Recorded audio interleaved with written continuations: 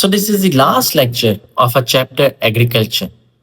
इस लेक्चर में हमें दो चीजें कवर करनी है। सबसे पहला है फ्रूट फार्मिंग और दूसरा है बड़ानी फार्मर्स। बड़ानी फार्मिंग क्या होती है, बड़ानी फार्मर्स कौन होते हैं। शुरू करते हैं फ्रूट फार्मिंग के। ये फ्रूट फार्मिंग जो है वो एग्रीकल्चर के टॉपिक में बड़ी कम टेस्ट होती है, पर टेस्ट होती जरूर है। इंपॉर्टेंस पूछी जाती है ज्यादातर, ये गवर्नमेंट को क्यों इनकरेज करना चाहिए फ्रूट फार्मिंग को।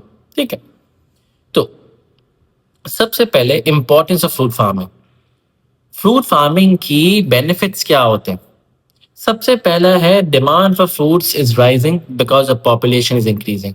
क्योंकि पॉपुलेशन बढ़ रही है तो आपकी फ्रूट फार्मिंग भी बढ़ रही है। और ये जो फ्रूट्स होते हैं ये आपके गल्फ कंट्रीज में बड़े बिकते हैं। ठीक है, कुछ आम जो है आपके जो अच्छी क्वालिटी के आम होते हैं वो आपके यूएसए में भी सेल होते हैं। और यूएसए में तो आपकी आपके जितने का एक आम मिलता है उससे 4 to 5x में आपके सेल होते हैं। तो ये एक सबसे बड़ा फायदा है। ठीक है, आप एक्सपोर्ट करोगे, गल्फ कंट्रीज में एक्सपोर्ट करोगे, वेस्ट में एक्सपोर्ट करोगे, इससे आपको फॉरेन एक्सचेंज मिलेगा। ठीक है, आपको डॉलर्स मिलेंगे। नेक्स्ट, ये एक्स्ट्रा इनकम होते हैं फार्मर्स के लिए। कुछ फार्मर्स क्या करते हैं, वो वीट, राइस, ये सब चीजें क्रॉप तो ग्रो करते हैं और बराबर में कुछ फ्रूट के ट्रीज भी लगा देते हैं। एप्पल्स लगा दिए, मैंगोज लगा दिए, बाकी सारे आपके फ्रूट्स लगा दिए, चेरीज लगा दी। तो ये एक फार्मर के लिए एक्स्ट्रा इनकम होती है। नेक्स्ट, आपके जो जूस बनते हैं आपने देखे, जो आपके टेट्रा पैक वाले जूस बनते हैं वो भी आपके इससे बनते हैं। तो फूड प्रोसेसिंग इंडस्ट्रीज में भी जूसेस, जैम्स, ये सब चीजों में भी आपके फ्रूट्स का इस्तेमाल होता है। तो ये फूड प्रोसेसिंग इंडस्ट्री को भी प्रमोट करते हैं। उनका main source of raw material होता है। फिर ये बैलेंस डाइट होता है, सोर्स ऑफ विटामिन्स। डॉक्टर्स हमेशा कहते हैं, एक कोट तो बड़ी मशहूर है, Apple a day keeps the doctor away. ये है। तो जो फ्रूट्स होते हैं वो विटामिन के लिए, वो बाकी सारी चीजों के लिए आपके बहुत सेहतमंद होते हैं। तो सबसे पहले क्या है, फ्रूट्स की डिमांड बढ़ रही है क्योंकि पॉपुलेशन बढ़ रही है। गल्फ कंट्रीज में आप बेचते हो, यूएसए में बेचते हो, आप वेस्ट में बेचते हो, तो आपको एक्सपोर्ट करोगे तो फॉरेन एक्सचेंज अर्न होगा। एक फार्मर्स के लिए ये एक्स्ट्रा इनकम होती है। Food processing industry, juice, jams, ये सब आपके बनते हैं। फिर आपकी balance diet, source of vitamin, ये फ्रूट फार्मिंग की। और एक और बात लिख सकते हो, एम्प्लॉयमेंट तो हर जगह होती है। कोई भी आप चीज खोलते हो तो आपकी एम्प्लॉयमेंट तो होती है, एम्प्लॉयमेंट तो जनरेट होती है। ठीक, ये एक पास पेपर का क्वेश्चन था। ये एक आपका मैप था, इसमें से मार्क कर दिया, यहाँ पर ए, यहाँ पर सी, यहाँ पर बी। अब क्वेश्चन क्या पूछ रहा है, name the 2 main food crops grown in area A. अब एरिया है ए है कौन सा, northern Pakistan, north of Pakistan है ये। ठीक, यहां पे आपके कौन से क्रॉप ग्रो होते हैं, एप्पल्स, एप्रिकॉट्स एंड एलमंड्स। ये 3 चीजें यहाँ पर सबसे ज्यादा ग्रो होती हैं। यहाँ पर देखो, आप डेट्स नहीं लिख सकते, डेट क्योंकि वेस्ट में होती है, बलूचिस्तान में ज्यादातर डेट्स आपकी ग्रो होती है। यहाँ पे एप्पल्स और मैंगोज भी यहाँ पर नहीं होते। मैंगोज आपको सिंध में मिलेंगे, मीरपुर खास के आम बड़े मशहूर होते हैं। एप्पल्स, एप्रिकॉट्स और एलमंड्स ये एरिया ए में ग्रो होते हैं। Why are fruit crops grown in mountain valleys or Indus plain? सबसे ज्यादा जो फ्रूट्स हैं वो माउंटेन की वैलीज में और इंडस प्लेन पर क्यों ग्रो होते हैं। बिल्कुल बेसिक, इसमें कोई रॉकेट साइंस नहीं है, क्योंकि वहां पर फ्लैट लैंड होता है, वहां पर सॉइल होती है, वहां पर इरिगेशन, वैली में पानी होगा, इंडस प्लेन में रिवर्स है, आप ट्यूबवेल से कर सकते हो, आप किसी भी तरीके से आप इंडस प्लेन में तो आप पानी पहुंचा सकते हो अपनी क्रॉप को। तो वहां पर अवेलेबिलिटी ऑफ वाटर है, फ्लैट लैंड है, सॉइल है, वहां पर सनशाइन है, वहां पर टेम्परेचर अच्छा है, वहां पर रेनफॉल होती है, वहां पर डिमांड है, वहां पर लेबर है। अनगिनत बातें आप लिख सकते हो, because it's simple. Name one of the main fruit crop grown in area B. अब एरिया बी में मैंने आपको बताया, मीरपुर खास के आम, मीरपुर खास आपके यहाँ लगता है। बनाना, बनाना आपके सिंध में बहुत ग्रो होते हैं। एक बनाना हो गए, मैंगोज हो गए, और सिट्रस फूड, ऑरेंजेस, मौसम्बी, ये सब चीजें आपके यहाँ पर ग्रो होती है। ठीक, फिर बोल रहा why are food crops grown in this area. Simple, क्योंकि भाई रिक्वायर्ड टेम्परेचर होता है, यहाँ पर रेनफॉल होती है, यहाँ पे इरिगेशन के लिए पानी है, यहाँ पे फ्लैट लैंड है, यहाँ पे सॉइल है, वही सारी बातें। It's very simple. बोले why are food crops grown mainly for local use. ये सारी जो क्रॉप ग्रो होती है ये ज्यादातर एक्सपोर्ट नहीं होती, ज्यादातर मेनली लोकल यूज के लिए क्यों इस्तेमाल की जाती है? क्योंकि पेरिशेबल आइटम होते हैं ज्यादातर। आप बनाना को आप ज्यादा टाइम तक आप रख नहीं सकते, वो खराब हो जाएगा। बाकी सारी जो भी क्रॉप्स हैं वो ज्यादा जल्दी खराब हो जाती हैं क्योंकि वो पेरिशेबल होते हैं, वो एक्सपोर्ट क्वालिटी के नहीं होते, उनकी सप्लाई कम होती है, तो यहाँ की लोकल डिमांड को पूरा करने में वो उनकी क्रॉप सारी खत्म हो जाती है। दूसरा, ट्रांसपोर्टेशन कॉस्ट ज्यादा लगती है। जब आप बाहर बेचते हो ना तो ट्रांसपोर्टेशन कॉस्ट बड़ी महंगी पड़ती है, क्योंकि आप यूएसए बेच रहे हो तो यूएसए आपके किस में जाएंगे? गाड़ी में तो जाएगा नहीं, रेलवे में तो जाएगा नहीं, शिप में तो नहीं जाएगा।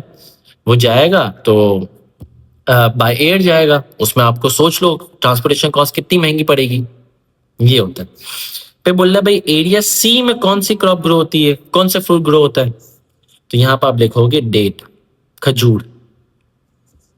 बलूचिस्तान है, ड्राई एरिया है, डेट डेट को वैसे ड्राई एरिया चाहिए, ज्यादा पानी नहीं चाहिए, तो यहाँ पर आपके डेट्स ग्रो होती हैं। और कौन सी क्रॉप एरिया सी में ग्रो होती है? जो जिसको भी पानी कम चाहिए, या जिसे हम बड़ानी फार्मिंग की पढ़ेंगे तो बड़ानी फार्मिंग की बहुत सारी क्रॉप बलूचिस्तान में ग्रो होती है, क्योंकि बड़ानी फार्मर ज्यादा बलूचिस्तान में होते हैं।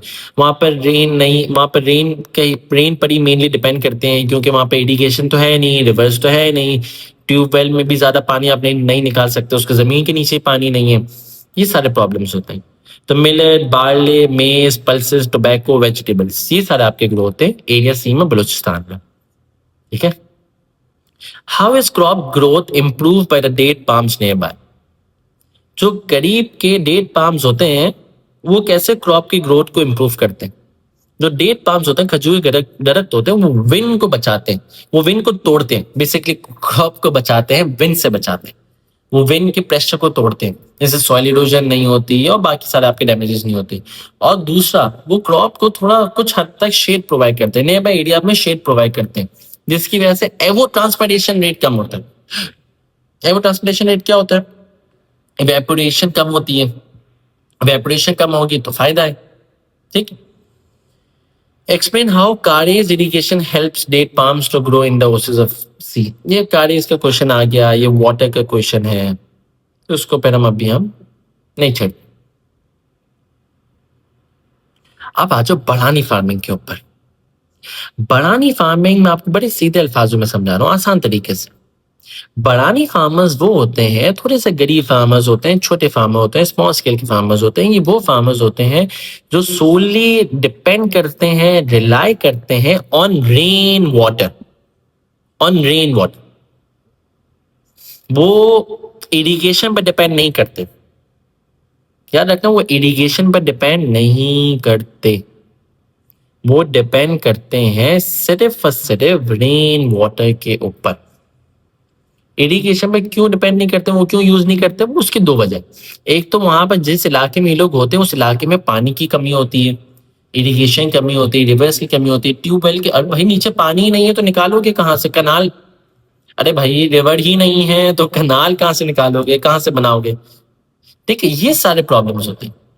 तो सबसे पहला होता है क्योंकि बड़ानी फार्मर्स वहां होते हैं जहाँ पर पानी की कमी होती है। दूसरा, इनके पास इतने पैसे नहीं होते ये सारे काम के लिए। तो बड़ानी फार्मर्स सोली डिपेंड करते हैं on rainfall, on rain water. जिस दिन बारिश नहीं हुई उस दिन का काम खराब। तो ज्यादातर राइस, शुगर केन, कॉटन भी ग्रो नहीं करते। ये wheat, pulses, millet, oil seeds, ये सब चीजें जिसको पानी कम चाहिए, जो आसान क्रॉप है, मेज, जिसको ग्रो करना आसान है, ये उनको ही लगाते हैं। और यूजुअली बड़ानी फार्मर्स का ना मेन काम बेचना नहीं होता, उनका मेन काम है ओन कंजप्शन के लिए। तो crops are grown without irrigation and depend only on rainfall. और इनके मेनली क्रॉप्स कौन सी होती हैं? Wheat, barley, millet, pulses, oil seeds, maize, ये इनकी मेन क्रॉप्स होती है। इसको पानी कम चाहिए, इसको ज्यादा कोई टेंशन नहीं होती। मैंने बताया ये छोटे फार्मर हैं, गरीब फार्मर्स हैं, इनका स्मॉल लैंड होता है, स्मॉल आउटपुट होता है, not very good quality of output, क्योंकि रेनफॉल पर डिपेंड कर रहे हैं, इरिगेशन अच्छे से कर नहीं पाते। तो इनकी कैरेक्टरिस्टिक्स क्या है? Farming depends on rainfall only. Small farm size, poor farmers, machinery नहीं होती, ट्रेडिशनल मेथड्स यूज करते हैं, पुराने अपने बाप दादा के मेथड्स यूज करते हैं, मॉडर्नाइजेशन पर नहीं आते, HYV सीड यूज नहीं करते, फर्टिलाइजर यूज नहीं करते, cow dung as manure use करते हैं, और इनके यहाँ लो रेनफॉल होती है तो क्रॉप की ग्रोथ भी कम होती है, यील्ड पैदावार कम होती है इनकी, और इनके जो लेबर्स होते हैं वो अक्सर फैमिली मेंबर्स ही होते हैं, ये स्पेशलाइज लेबर यूज नहीं करते, क्यों? स्पेशलाइज लेबर के लिए तो पैसे वैसे ये सब ये लोग नहीं करते, ये लोग करते हैं छोटे फार्मर्स होते हैं, गरीब फार्मर्स हैं, मॉडर्न मेथड्स कोई हाथ भी नहीं लगाएंगे, कोई ट्रायल एंड एरर नहीं करेंगे, जो चलता आ रहा है सब वही करेंगे। सो बड़ानी farmers only rely on rainfall, easy peasy. अब कुछ क्वेश्चन देख लेते हैं। What reasons for the low farm income in बड़ानी areas? What reasons for the low farm incomes in बड़ानी एरिया? बड़ानी एरिया में फार्मर्स की कम इनकम क्यों होती है? वो इसलिए कम इनकम होती है क्योंकि वहां पर पानी नहीं है, ट्रेडिशनल मेथड्स हैं, HYVC यूज नहीं करते, फर्टिलाइजर यूज नहीं करते, वो ही सारी घिसी पिटी बातें। स्टॉर्म आ गया तो उनकी क्रॉप खराब हो जाएगी, अगर कोई क्लाइमेट में मसला आ गया तो खराब हो जाएगी, कोई पेस्ट अटैक आ गया तो खराब हो जाएगी। ये ज्यादा पैसा लगाते ही नहीं है कि इनको आउटपुट ज्यादा मिले। आप इन्वेस्टमेंट करोगे तो प्रॉफिट मिलेगा ना, ये इन्वेस्टमेंट करते ही नहीं है, इन्वेस्टमेंट होती भी नहीं है। Lack of water, traditional farming methods give low yield, small farmers so little mechanization, illiteracy, ज्यादा मॉडर्न मेथड्स नहीं करते, एजुकेटेड नहीं होते, storms destroy the crops, little money to spend on better seed, fertilizer, poor climate, so difficult to grow good crops, waterlogging and salinity reduce cultivable area, lack of government support। कैसा, समझ में आ रही है? Easy, बस खत्म। एक और question मैं आपको दिखा देता हूं। एक और क्वेश्चन कहता है कि टू व्हाट एक्सटेंट, ये 6 मार्कर है, ये हम जरा तवज्जो से पढ़ेंगे, ये 6 मार्कर, और मैं आपको 6 मार्कर के करने का तरीका बता रहा हूं, बेहतरीन तरीका जिससे आपको मार्क्स मिलेंगे। अब तरीका सीखो। 6 मार्कर में अगर आप सिर्फ एक सिंपलिस्टिक बात लिख रहे हो या अनगिनत सिंपलिस्टिक बातें लिख रहे हो तो आपको मैक्सिमम 2 मार्क्स मिलेंगे। 3 मार्क पता आपको कब मिलता है? 3 मार्क्स आपको कब मिलेंगे? जब आप एक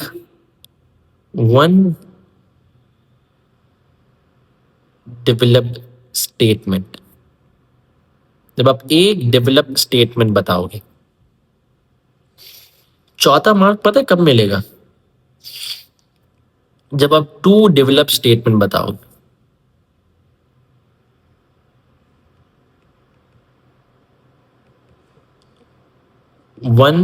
एक सेकेंड, 1 ऑफ ईच व्यू।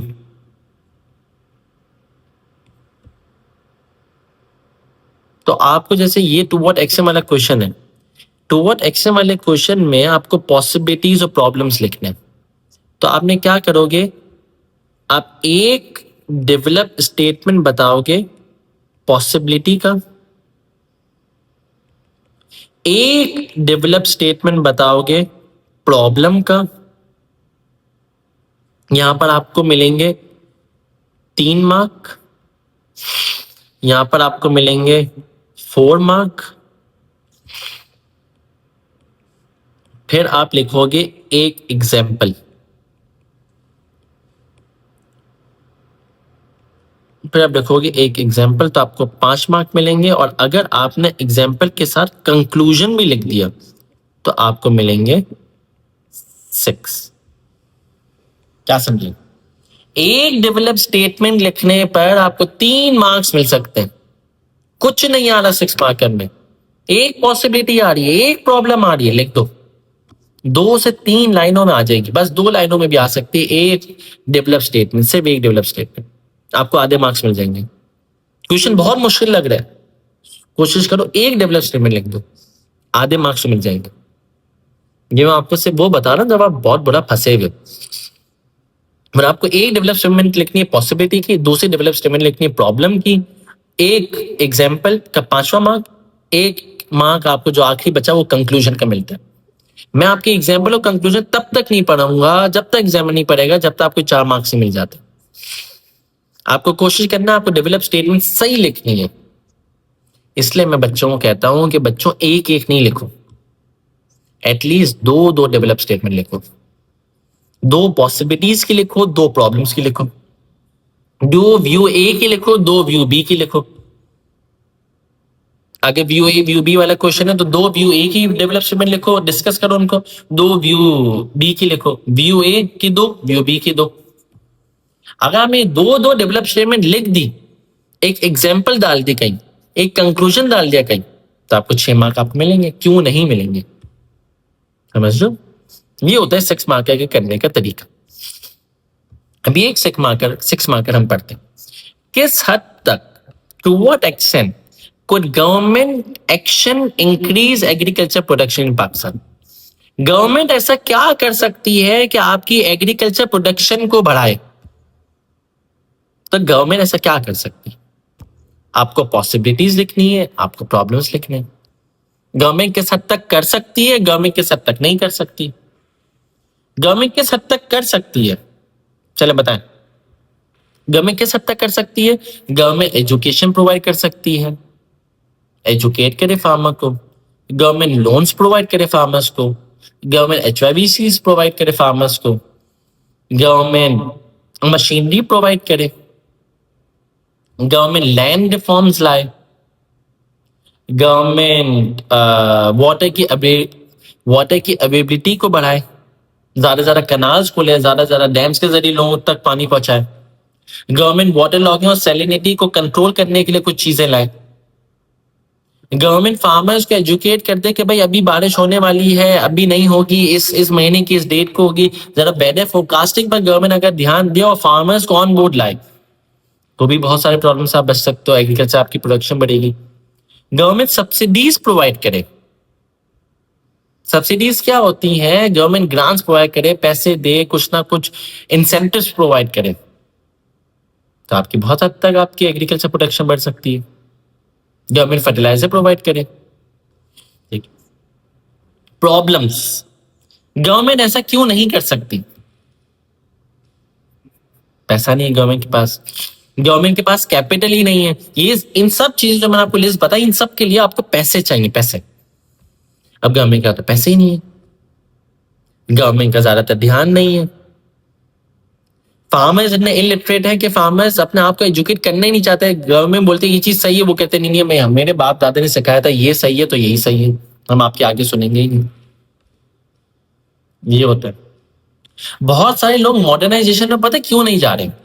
वो सोचते हैं कि यार अगर हम मॉडर्नाइजेशन पर जाएं, अगर हमारा काम ट्रैक्टर कर लेगा तो हमारी एम्प्लॉयमेंट खराब हो जाएगी, फिर तो हम जैसे लोग ही बड़े कम चाहिए। गवर्नमेंट भी मशीन देने पर डरती है कि यार अगर मैंने इनको मशीन दी तो बहुत सारे जो इनके लेबर्स हैं उनको निकाल देंगे तो अनएम्प्लॉयड हो जाएंगे तो हमारे ऊपर ही जिम्मेदारी आएगी फिर उनको जॉब देना। ये और लैंड रिफॉर्म्स अगर गवर्नमेंट निकालती है, वो करप्शन की वजह से फेल हो जाते हैं, वो कभी भी आपके सक्सेसफुल हो ही नहीं पाते। ये था इस क्वेश्चन का आंसर।